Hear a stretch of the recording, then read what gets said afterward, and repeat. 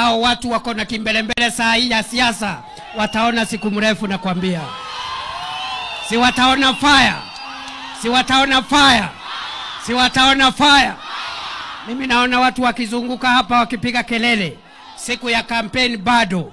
Ikifika tutavalia njuga hiyo kazi, na hakuna wa kushindana kwa sisi.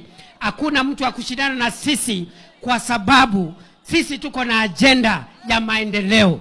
Tuko na rekodi ya ile stima tutakuwa tumeweka, ile masoko tutakuwa tumejenga, zile barabara tutakuwa tumekamilisha.